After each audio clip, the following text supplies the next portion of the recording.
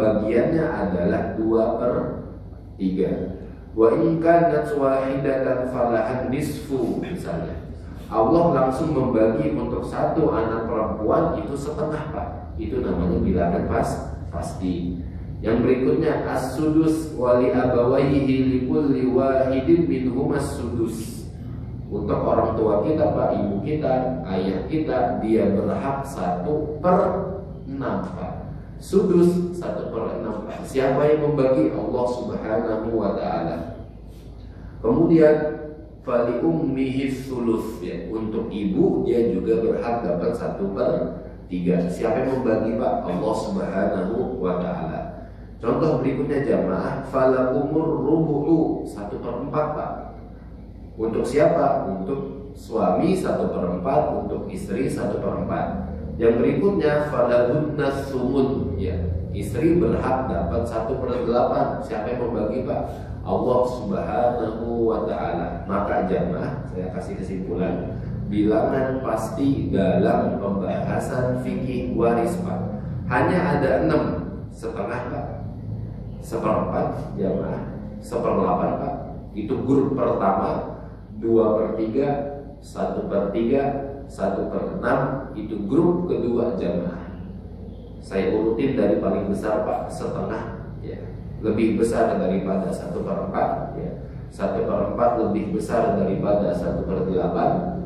2/3 lebih besar dari 1/3, dan 1/3 lebih besar daripada 1/6. Semuanya disebutkan di dalam Al-Quranul Karim, surat An-Nisa ayat 11, ayat 12 dan ayat 176 jamaah. Sampai di sini boleh dilanjut, Pak? Paham, Pak? Ya. Ada pertanyaan? Saya kira belum, Pak, ya, nanti di akhir. Oke, kita lanjut, Pak. Kita studi kasus, ya. Misalnya suami meninggal, Pak, ya. Suami meninggalkan istri, anak perempuan dan paman, Pak. Yang meninggal siapa? Suami, Pak. Setiap masalah dalam fikih waris, Pak, semuanya itu disandarkan kepada jenazah, Pak. Ya, setiap masalah dalam fikih waris semuanya disandarkan kepada jenazah. Yang meninggal itu siapa, Pak? Yang meninggal suami, Pak. Maka istri ini istri dari suami, Pak. Yang meninggal siapa? Suami. Maka suami itu memiliki anak perempuan, Pak. Yang meninggal siapa? Suami. Maka paman di sini, pamannya suami, Pak, dari bapaknya suami, Pak. Jadi jamaah, semisal, Pak, saya meninggal, Pak, saya masih punya kedua orang tua, saya punya istri, saya punya anak, saya punya adik, Pak. Kalau saya meninggal, maka mereka ahli waris yang masih hidup, hubungannya sama saya itu sebagai apa, Pak? Jadi jangan sampai saya itu memposisikan adik-adik saya itu sebagai anak, Pak. Itu adik saya. Adik saya itu anak dari bapak saya, Pak. Kalau saya meninggal, maka porsinya itu untuk porsi adik, Pak. Paham, Pak, ya? Jadi semuanya itu disandarkan kepada jenazah. Hubungannya orang yang masih hidup dengan almarhum itu hubungannya itu sebagai apa, Pak? Maka kalau saya meninggal, adik saya itu hubungannya sebagai saudara saya, Pak, saudara kandung, Pak. Istri saya ya sebagai istri, Pak. Walaupun saya ngomongnya ibu misalnya, Pak, jangan diposisikan sebagai ibu, Pak. Ibu itu siapa? Yang orang yang melahirkan kita. Nah, di sini jamaah, yang meninggal siapa? Suami. Suami punya istri, punya anak perempuan, dan ini pamannya suami. Istri dapat 1/8 misalnya, Pak, ya. Anak perempuan dapat setengah, paman mendapatkan harta sisa, Pak. Berarti harta ini wajib diberikan kepada istri dan anak perempuan terlebih dahulu. Apabila ada sisa baru diberikan kepada paman, Pak. Nah, bilangan menyebutnya berapa? 8. Kalau hartanya 8 miliar, istri dapat 1 miliar, Pak. Anak perempuan 4 miliar, paman dapat 3 miliar. Ya paling sewa dikit istri, Pak. Kok saya 1 miliar, yang nemenin bisnis saya Pas lagi haji sendalnya diambil yang beliin sendal saya, ya kok saya dapat 1 miliar. Ya inilah pembagiannya Pak. Nah, yang berikutnya jemaah, PR kita sekarang Pak, bagaimana menentukan bilangan penyebut Pak? Kan ada 1/8, ada setengah. KPK-nya itu berapa Pak? 8. Nah, fungsi bilangan penyebut dalam pembahasan fikih waris itu apa? Kan istri 1/8, anak perempuan dapat setengah. Ya udah 1/8 dikali 8 miliar, istri 1 miliar, selesai. Langsung aja kita kasih 1/8 buat istri Pak. Ya betul sih, setengah buat anak perempuan, sisanya ya buat paman. Terus fungsi bilangan penyebut, urgensinya itu apa? Ngapain kita nentuin lagi bilangan penyebut? Kan gampang aja, tinggal bagi 1/8 dan setengah. Nah ini Pak, saya jawab. Saya kasih contoh terlebih dahulu Pak, sebelum saya lanjut. Saya kasih contoh Pak. Urgensi mengetahui bilangan penyebut Pak, atau KPK, guna menganalisa Pak, apakah dalam masalah waris Pak terjadi kekurangan harta atau kelebihan harta warisan Pak. Jadi fungsi bilangan penyebut itu Pak, itu untuk menganalisa Pak, apakah kasus yang dihadapkan oleh saya Pak, oleh bapak-bapak misalnya menemukan kasus waris, apakah dalam kasus tersebut ada harta yang kurang atau harta yang lebih Pak. Maksudnya gimana? Contoh kasusnya gimana? Saya kasih contoh kasus Pak. Gini Pak, yang meninggal siapa? Yang meninggal istri Pak. Istri punya suami Pak, dan istri punya 2 saudari perempuan. Anggaplah si istri itu anak bontot Pak. Dia punya 2 kakak perempuan yang masih hidup Pak. Jangan ditanya, ayah ibunya mana? Anggaplah ayah ibunya sudah meninggal Pak, dan sudah terjadi pembagian harta waris. Kakek neneknya mana? Anggaplah kakek nenek sudah meninggal dan sudah terjadi pembagian harta waris Pak. Ini pembagian harta waris, anggaplah yang ketiga Pak. Nah, ketika pembagian harta waris, ahli waris yang masih hidup hanya suami dan 2 saudari perempuan kandung Pak. Suami dapat berapa? Nanti kita bahas Pak. Suami dapat setengah, 2 saudari perempuan dapat 2/3 Pak. Nah, KPK-nya berapa? KPK-nya 6. Nah, kemudian jamaah, setengah dikali 6 berapa Pak? 3 Pak. 2/3 dikali 6 sama dengan 4 Pak. Nah, anggaplah jamaah hartanya itu 12 juta Pak. Terlalu sedikit, anggaplah 12 miliar Pak. Maka jamaah 3/6 dikali 12 juta Pak, atau 12 miliar. Maka suami dapat 6 miliar Pak. Yang 2/3, 4/6 dikali 12 miliar Pak. Maka 2 saudari perempuan kandung dapat 8 miliar Pak. Masing-masing dapat 4 miliar. Hartanya berapa Pak? 12 miliar Pak, atau 12 juta Pak. Tapi ketika dilihat di sini jamaah, suami dapat 6 miliar, 2 saudari perempuan 8 miliar. Di total jamaah hartanya itu 14 miliar Pak.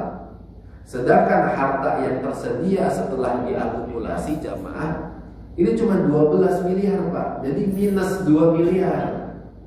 Nah, bagaimana caranya Pak kita melihat dalam kasus waris ada kekurangan harta atau ada kelebihan harta dari bilangan penyebut ini Pak? Saya masih belum masuk logikanya gimana Jadi gini Pak, kalau kita menentukan bilangan penyebut Pak, misalnya 6, tapi saat kita jumlah Pak, setengah dikali 6, 3 Pak. 2/3 dikali 6, 4. 4 tambah 3, 7. Kok nggak matching? Nah itu ada masalah Pak. Kok misalnya kelebihan ini mintanya 6 Pak, tiba-tiba di sini malah 7 Pak, malah 8 Pak, malah 10 Pak. Itu pasti ada masalah Pak. Belum matching gitu Pak. Pasti ada masalah di pembagian nantinya, di hasil akhir akan ada masalah jamaah. Bakal ada selisih Pak. Inilah pentingnya kita mengetahui bilangan penyebut jamaah. Kalau nggak ada masalah, contoh kasusnya gimana Ya kalau nggak ada masalah, contoh kasusnya begini Pak. Ini 1/8, ini setengah, sisa Pak. Bilangan penyebutnya 8 Pak. Kemudian 1/8 dikali 8, 1. Setengah dikali 8, 4 Pak. 4 tambah 1, 5. Ada sisa 3. Jadi 8 sama 8 matching Pak. Tapi kalau yang tadi 6, kemudian saat dijumlahin 7 Pak. Saat dijumlahin 8, dijumlahin 10 Pak. Maka pasti ada harta yang kurang di situ Pak. Ada masalah yang belum terpecahkan. Inilah pentingnya mengetahui bilangan penyebut 1. Yang kedua, jangan langsung asal bagi Pak. 1/8 silakan, setengah silakan, 2/3 silakan. Bentar dulu, tentuin bilangan penyebutnya dulu Pak. Analisa dulu apakah hartanya ini kurang atau hartanya itu berlebih. Nah, ini pentingnya mengetahui bilangan penyebut jamaah. Kaidah pertama Pak dalam menentukan bilangan penyebut, apabila ada bilangan fard. Apa bilangan fard Pak? Yang sudah ditentukan oleh Al-Quranul Karim. Dia datang dengan sendirinya Pak, cuma 1 aja Pak. Maka KPK atau bilangan penyebut diambil dari bilangan penyebut itu sendiri Pak. Jadi kalau misalnya ada ahli waris dapat setengah, kemudian ada ahli waris dapat sisa Pak, asobah. Bilangan penyebutnya itu datang dengan sendirinya aja Pak. Dia cuma setengah doang Pak, nggak ada 2/3, nggak ada 1/8. Maka bilangan penyebutnya diambil dari angka 2 Pak. Kan 1/2. Kita ambil bilangan yang paling bawah Pak. Kalau ada setengah dan asobah, bilangan penyebutnya 2 Pak. Kalau ada 1/6, ya udah 6 Pak. Kalau ada 1/8, ya 8 Pak. Kalau ada 2/3 doang Pak, ya 3 Pak. Ini kaidah pertama dalam menentukan bilangan penyebut. Nah, kaidah kedua jamaah, apabila ada bilangan fard Pak, bilangan wajib dari grup pertama atau grup kedua. Grup pertama berapa aja Pak? Setengah, 1/4, 1/8. Grup kedua 2/3, 1/3, 1/6. Maka bilangan penyebut diambil dari bilangan yang paling besar Pak. Setengah grup pertama, 1/8 grup pertama Pak. Maka kita ambil angka yang paling besar Pak. 2 sama 8 lebih besar mana Pak? Lebih besar 8. Maka bilangan penyebutnya 8 Pak. 1/6 sama 2/3. 1/6 grup pertama, 2/3 grup kedua. Lebih gede mana Pak? 6 sama 3. Lebih gede 6. Maka 6 sebagai bilangan penyebut Pak. Setengah sama 1/4, 2 sama 4. Lebih gede mana Pak? 4. Setengah grup pertama, 1/4 grup pertama. Maka bilangan penyebutnya 4 Pak. Jadi diambil yang paling besar. Nah, ini udah baik studi kasus ya. Kenapa pentingnya mengetahui bilangan penyebut ya? Contoh berikutnya jamaah, kita studi kasus misalnya istri, anak perempuan dan paman Pak. Bilangan penyebutnya berapa? 8. 1/8 sama setengah Pak. 1/8 grup pertama, setengah grup pertama. Maka kita ambil angka yang paling besar, yaitu angka 8. Apakah hartanya kurang atau hartanya lebih? Kita lihat Pak. Di sini Pak, 1/8 dikali 8 1 ya, setengah dikali 8 4, paman dapat sisa, yaitu angka 3. 4 tambah 1 5, 5 tambah 3 8 Pak. Jadi bilangan penyebutnya 8. Saat kita jumlah di sini Pak, totalnya 8. Maka itu amas Pak. Habis. Boleh istri dapat 1/8, silakan nikmati Pak. Anak perempuan dapat setengah, silakan dinikmati. Paman dapat sisa, silakan dinikmati. Itu pembagian yang benar Pak. Yang kurang tepat langsung dibagi-bagi aja. 1/8 ambil, 2/3 ambil, 1/6 ambil. Itu kurang tepat. Khawatirnya akan ada harta yang kurang atau ada harta yang berlebih. Oke, lanjut kaidah ketiga. Apabila ada angka setengah Pak, bilangan setengah ya, bertemu dengan salah satu bilangan dari grup kedua, maka bilangan penyebutnya 6 Pak. Setengah itu grup pertama Pak. Grup kedua berapa aja? 2/3, 1/3, 1/6. Maka bilangan penyebutnya 6 Pak. setengah sama seperenam. Setengah grup pertama, seperenam grup kedua. Apabila ada bilangan setengah bertemu dengan salah satu bilangan dari grup kedua, salah satu Pak, maka penyebutnya adalah 6 Pak. Setengah sama seperenam 6 Pak. Setengah sama 2/3 6 Pak. 2/3 grup kedua, maka hasilnya 6. Setengah sama 1/3 6 Pak. Tapi kalau misalnya angka 1/4 bertemu dengan salah satu bilangan dari grup kedua, maka bilangan penyebutnya 12 Pak. 1/4 sama 1/6 langsung kasih 12 Pak. 1/4 sama 2/3 langsung kita kasih angka 12. 1/4 sama 1/3 langsung kita kasih angka 12. Saat grup pertama kan setengah, 1/4, 1/8. Kalau yang setengah ketemu dengan salah satu bilangan dari grup kedua, itu menyebutnya 6. 1/4 ketemu dengan salah satu bilangan dari grup kedua, menyebutnya 12. Kalau 1/8 berapa? Kalau 1/8 24 Pak. Jadi 6 kali 2 12 Pak. 12 kali 2 sama dengan 24. Jadi kalau ada angka 1/8 bertemu dengan salah satu bilangan dari grup kedua, mau bertemu 1/6, mau bertemu 2/3, 1/3, langsung otomatis kita kasih 24 Pak. Oke, kita coba studi kasus jamaah. 3 anak perempuan dapat 2/3 Pak. Paman dapat sisa. Penyebutnya berapa Pak? Penyebutnya adalah angka 3 Pak. Kan 2/3 dia cuma sendiri Pak. Ya sudah, kita ambil angka yang di bawah, yaitu angka 3. Analisa apakah ini hartanya kurang apa lebih? Kita lihat dulu. 2/3 dikali 3 sama dengan berapa Pak? 2/3 dikali 3 sama dengan berapa Pak? 2 Pak. 2/3 dikali 3 sama dengan 2. Asobah yaitu sisa berarti 1 Pak. Ya, bilangan penyebutnya 3, setelah dijumlah hasilnya 3, maka tidak ada kekurangan harta atau kelebihan harta. Boleh langsung dibagi ke anak perempuan, boleh langsung dibagikan kepada paman Pak. Itu aman insya Allah. Tapi kalau kurang atau lebih Pak dengan bilangan penyebut, pasti ada harta yang kurang atau ada harta yang berlebih jamaah. Lanjut Pak, ada 1/8, ada 2/3 Pak. Bilangan penyebutnya berapa? 24 Pak. Kan 1/8 bertemu dengan bilangan di grup kedua. Mau bertemu 1/3, 2/3, 1/6. Selama ada angka 1/8, langsung kita kasih 24 Pak. Oke, lanjut jamaah. Studi kasus Pak. 1/4, setengah sama 1/3 Pak. Ada 1/4, ada setengah, ada 1/3 Pak. 1/4, setengah, 1/3. Kalau ada 1/4 bertemu dengan bilangan di grup kedua, ini 1/3 grup kedua nih Pak, maka bilangan penyebutnya adalah berapa Pak? Adalah 12. Ya, apa ya? Lanjut ya Pak. Ini kira-kira ada harta yang kurang nggak Pak? Kita lihat dulu jamaah.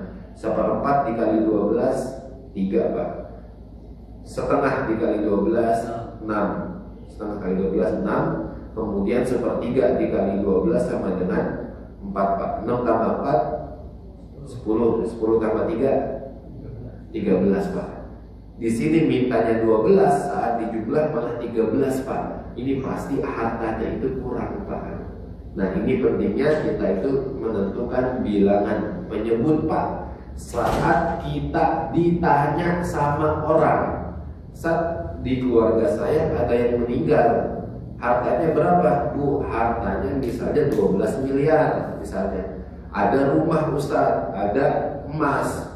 Bapak tanya lagi, ahli waris dari yang 25 itu siapa aja Bu? Dia nyebutin tuh, ada anak laki-laki Ustaz, ada anak perempuan, ibu bapaknya masih hidup. Yang meninggal siapa? Yang meninggal suami, ada saudari segala macam. Tentu itu Pak. Fulan dapat berapa, siapa saja yang mewarisi harta. Sudah ketemu hasil setiap ahli waris tentukan bilangan penyebutnya Pak. Kalau memang sudah menentukan bilangan penyebut, dicek dulu 1/4 kali 12 berapa, 1/2 kali 12 berapa, 1/3 dikali 12 berapa. Kalau memang hasilnya matching dengan bilangan penyebut, langsung bagi-bagi Pak. Tapi kalau berlebih atau kurang, maka harta tersebut ketika dibagi akan kurang atau akan ada kelebihan harta Pak. Oke, kita contoh kasus berikutnya jemaah. Yang berikutnya sebentar. Ya, kita lagi yang soal Pak. Ada setengah, ada asobah Pak. Bilangan penyebutnya berapa Pak? 2. 1/4 sama asobah Pak. Yang Pak, gampang Pak ya. 2/3 berarti 3. Setengah sama 1/8 Pak. Cari angka yang paling gede Pak. Setengah grup 1, 1/8 grup 1. Kita ambil angka yang paling besar, yaitu angka 8. 1/3 sama 1/6 Pak, sama-sama grup kedua. Cari angka yang paling besar. Nah, 2/3 sama 1/6 Pak, sama-sama bilangan kedua. Nah, sekarang kalau ada 3 bilangan ini gimana San? 1/8, 2/3, 1/6. 1/8 grup pertama, sisanya grup kedua 24.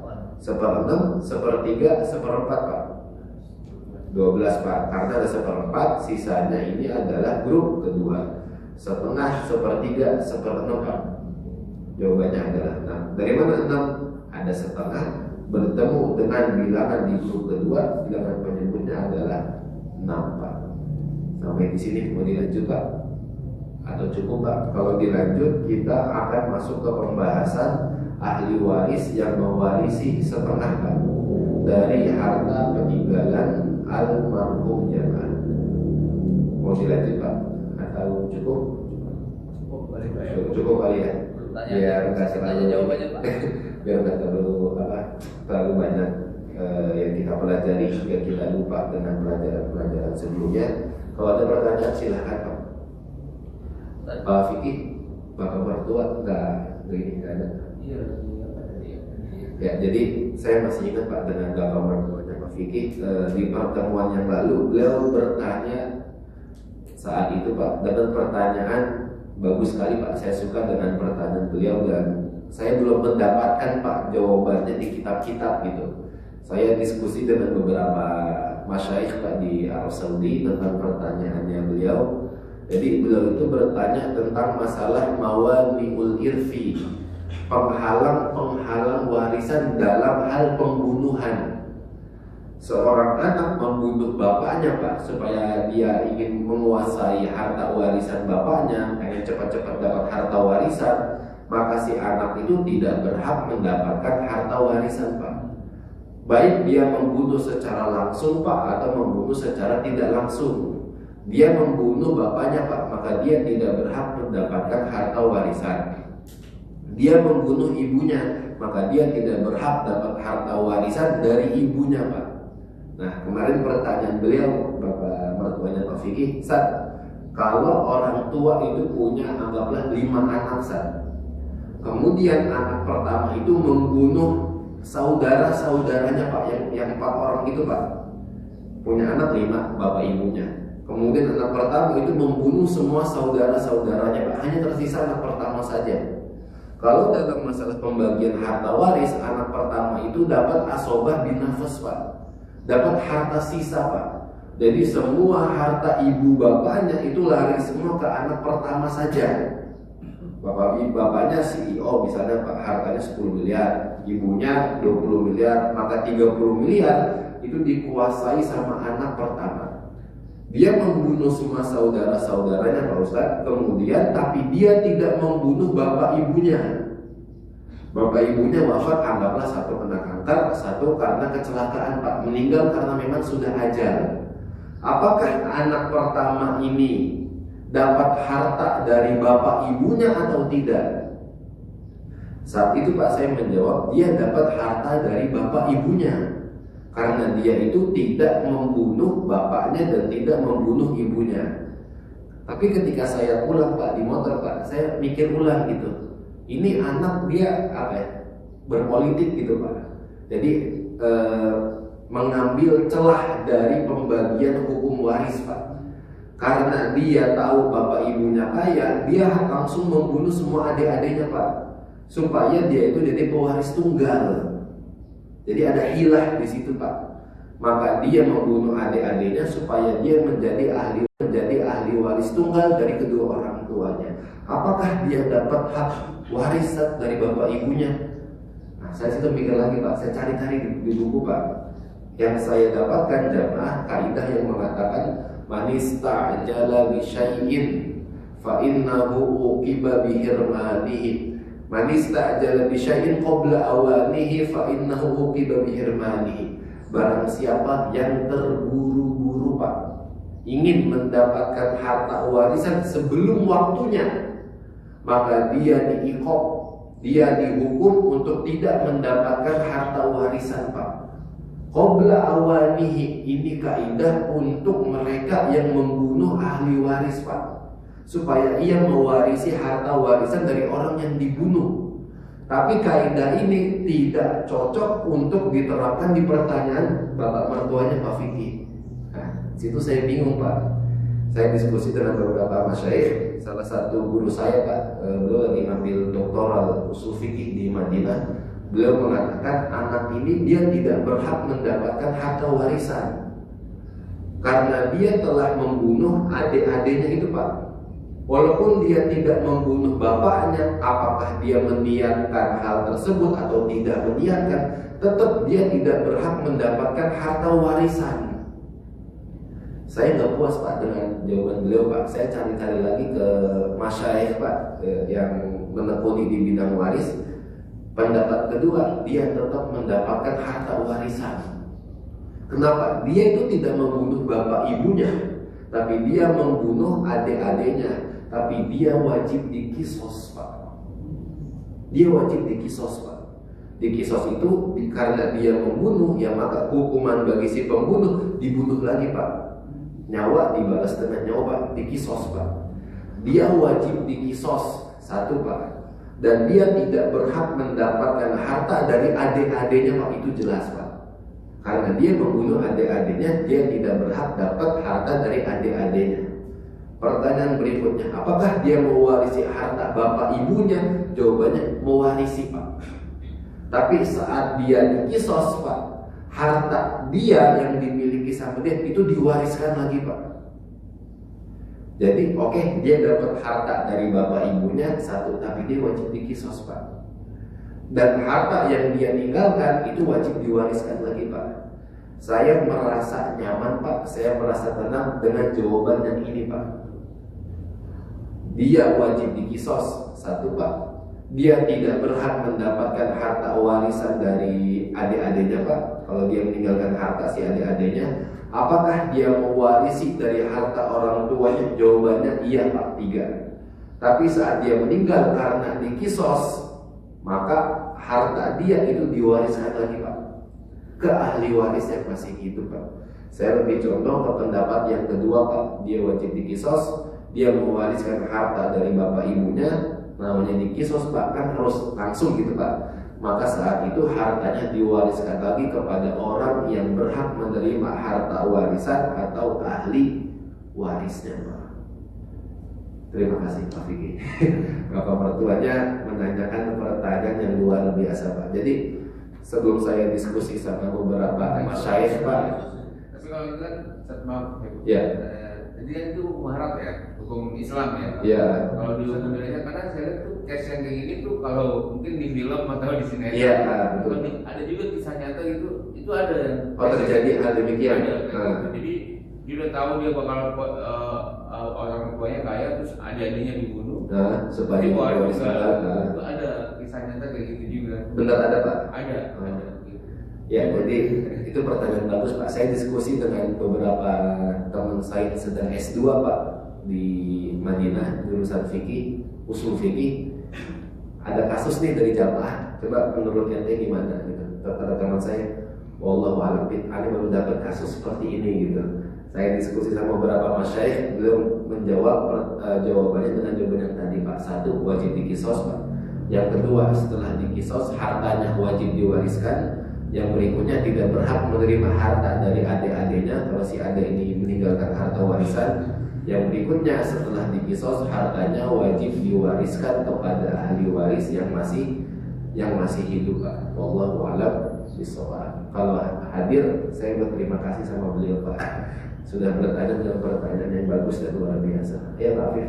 Ya, tadi Ustaz mau nanya nih, misal ada suami istri punya anak, masih kecil-kecil lah anaknya gitu. Kemudian suaminya meninggal dan dia meninggalkan harta rumah itu. Harta murid punya suami. Harta milik punya suami. Ketika dihitung ahli warisnya ternyata ada yang ke samping nih. Tadi kan dalam salah satu di awal disebutkan bahwa harta waris itu harus segera apakah dalam kondisi si istri yang punya anak-anak kecil itu rumah itu harus dijual, dibagi-bagi ke anaknya, ke samping juga, atau karena anaknya masih tinggal di situ gitu? Tapi ini Pak, selama dia itu punya anak laki-laki Pak, harta itu nggak bakal bocor ke samping Pak. Jadi pemain samping itu siapa aja? Saudara dan anak saudara Pak, baik saudara laki-laki atau saudari perempuan dan paman. Jadi pemain samping itu saudara dan anak-anaknya, paman dan anak-anaknya Pak. Selama si orang tua punya anak laki-laki Pak, atau si orang tua punya cucu laki-laki Pak, anak laki-laki sudah meninggal Pak, tapi masih ada cucu laki-laki dari anak laki-laki Pak, maka pemain samping nggak dapat Pak. Satu. Yang kedua, kalau anak laki-lakinya masih hidup, pemain samping nggak dapat. Dua. Yang ketiga, ada bapaknya Pak, ayahnya masih hidup Pak, pemain samping tidak dapat Pak. Bapaknya sudah meninggal Ustaz, tapi kakeknya umurnya panjang, tinggal di Sukabumi Pak, jauh Pak, tinggal di luar negeri Pak, maka pemain samping nggak dapat Pak. Jadi kalau ada kakek, kalau ada ayah yang masih hidup Pak, ini tolong diperhatikan Pak, barangkali terjadi di keluarga kita Pak, atau di tetangga atau saudara-saudari kita. Kalau kakek masih hidup Pak, atau bapaknya masih hidup Pak, atau anak laki-lakinya masih hidup Pak, atau cucu laki-laki dari anak laki-laki masih hidup Pak, pemain samping tidak dapat harta warisan titik.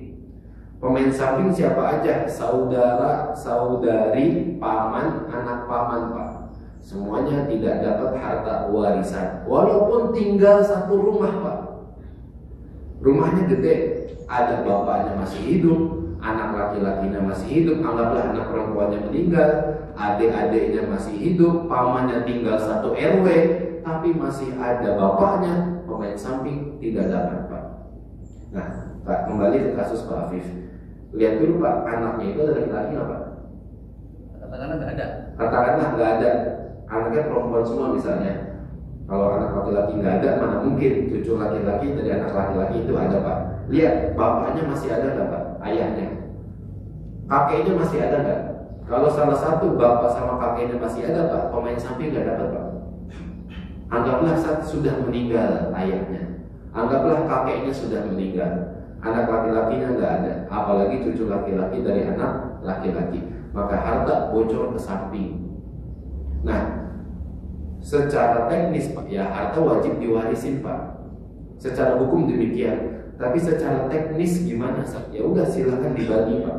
Kalau dia meninggalkan harta, almarhum meninggalkan harta berupa aset rumah, ya monggo silakan ditakar. Biasanya di bank itu katanya Pak, ada orang yang mentakar nilai aset Pak.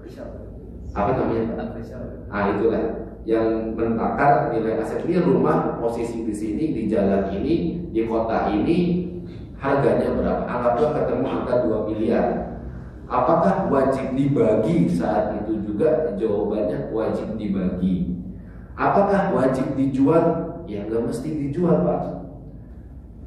Anggaplah ada anak perempuan, ada pemain samping Pak, ya silakan, itu rumah nilainya 2 miliar. Masing-masing harus tahu Pak, persentase kepemilikannya itu berapa.